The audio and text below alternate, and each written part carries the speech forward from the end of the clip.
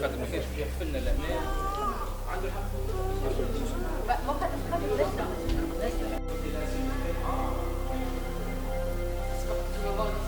La perspective. Une chose très importante, voilà comment on prépare les tesselles. Ces cubes qui forment la mosaïque. Voilà comment on forme et on coupe, on taille en fait la taille des tesselles avec un martelet. Des tenailles, une enclume, scellée. C'est lui qui va nous dresser un peu tous ces croquis, tous ces images qui vont être par la suite occupés par le travail du mosaïquiste, aidé par son assistance, bête de camp, qui va tailler ces tesselles. Alors,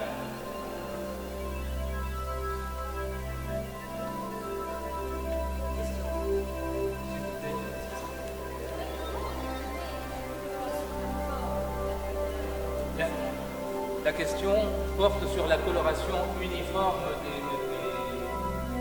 des tesselles, des morceaux. Il faut aller vers les carrières. Voilà ce que je voulais vous montrer. Alors, toutes ces tesselles que vous voyez autour de vous, elles sont de couleur naturelle. Elles ne sont pas peintes. Pas de peinture. Il y a un tel nuancier de couleurs, couleur verte, de porphyre bleu, de porphyre vert, de porphyre rouge. Ce qu'on appelle la buona fortuna. Et on les appelle à Malte les luzzi. Les pêcheurs, quand ils sortent en mer, ils font des prières et puis ils repeignent les embarcations avec des luzzi pour leur souhaiter une bonne chance.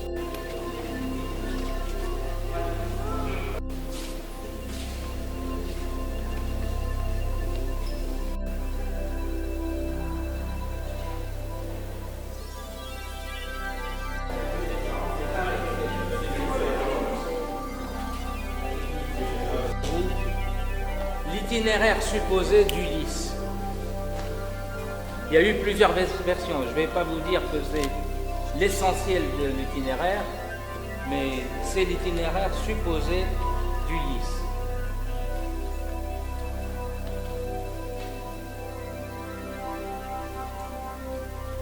Avant de passer, c'est l'itinéraire supposé d'Ulysse. Il y a l'extrême raffinement. C'est l'opus verbiculatum. Ce sont ces mosaïques-là, très fines, surtout quand il s'agit de portraits. Ces mosaïques-là, des tesselles, elles mesurent entre 2-3 mm. C'est incroyable. Comme ça, imaginez-vous ce jeune Tunisien pour la taille de ces tesselles de 3 mm. Comment il faisait de la pierre? Voilà. Mais on a l'habitude aussi de voir les centaures plutôt terrestres. Alors que là, dans l'imaginaire gréco-romain, les centaures provenaient de l'eau aussi parce qu'ils accompagnaient Neptune, Poséidon. Et le motif central, ce médaillon-là, il est entouré par les 4 saisons. Et je vais commencer par l'automne. Donc il faut imaginer cette mosaïque sous nos pieds. Là, regardez, dans le coin là, c'est des feuilles de vigne. Les artisans, ils excellaient d'ailleurs dans ce qu'on appelle le rendu de la chair, du corps, ce jaune pâle, ocre très très très pâle. Donc il fallait trouver la pierre, la couper et faire un nuancier, c'est-à-dire de la même couleur, on passe du plus pâle au plus foncé.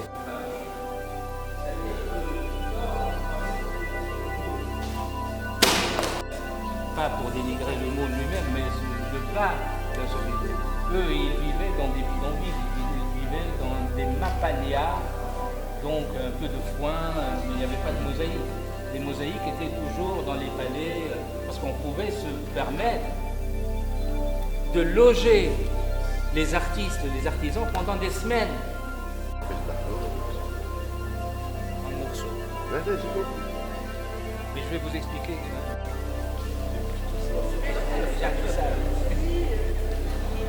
Elle est juste là. Elles sont là. Une pince, elle est là. L'autre, elle est plus là. Pince de crabe. Les nasales, le nez. Alors tout ça, si vous voulez, avec juste des pierres, des tesselles de couleur naturelle. Le nuancier dont je parlais tout à l'heure, il est là. Il est là. Il va de là, de l'obscur vers le clair, vers l'obscur vers le clair, mais c'est toujours dans la même couleur. Oui, il y a le relief, mais parce que ça, il faut le voir aussi dans cette perspective. راي المتحف باردو بالمجموعة اللي فيه كوليكسيون هذيا سورتو تاع الموزايك وغني عن التعريف معناتها عالميا معروف ويلزم الناس لهنا في تونس تبدا قريبة للموروث التاريخي نتاعنا. نرجعوا 2000 سنة وأكثر من 2000 سنة 3000 سنة وأكثر من 3000 سنة والتوانسة لازم زاد نبداو بهم زاد من اللي هما صغار في التعليم في المدرسة في الصغار نجم نوريهم باغ اكزومبل الموزايك اترافيغ لي كولور سولمون دونك سا في دو ليفاي. الكبار نحكي لهم على الميثولوجي ونحكي لهم على ديفلوبمون دو سي ميثولوجي وان شاء الله التوانسة يجيو للمتحف.